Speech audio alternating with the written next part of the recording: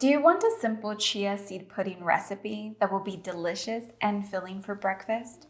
I want to show you how simple it is to make it at home.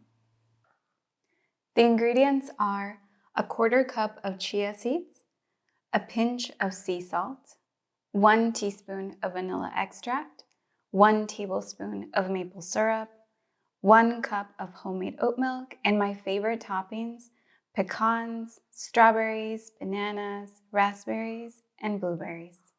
Did you know that the seed is native to Mexico?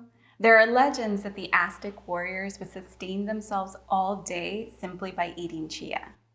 Which doesn't surprise me because these days chia is considered to be a superfood due to its high content of calcium, omega-3s, iron, antioxidants, fiber, potassium, and of course, protein.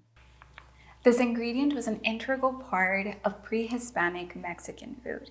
It is recorded in the Aztec codices to have been used in drinks, flour, oil, medicines, offerings, and even as currency. It honestly makes me really happy to see that an ingredient that was kind of forgotten for several years is making its way back into our cuisine. In our home, we consume chia and lemonade, similar to how you'll find it in most of Mexico. I also try to include it in vegan baking as an egg substitute, but honestly, the way that we tend to eat it the most and very frequently is in a chia seed pudding for breakfast.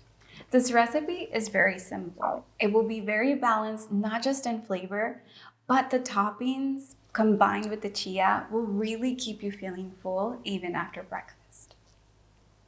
I hope that you try out this super simple recipe at home soon. I feel that once you have made this recipe several times, you can start playing around with the ingredients and the toppings. Let me know down in the comments which one is your favorite chia seed pudding topping. And if you're looking for other breakfast recipes, I'll make sure to leave one here. Buen provecho.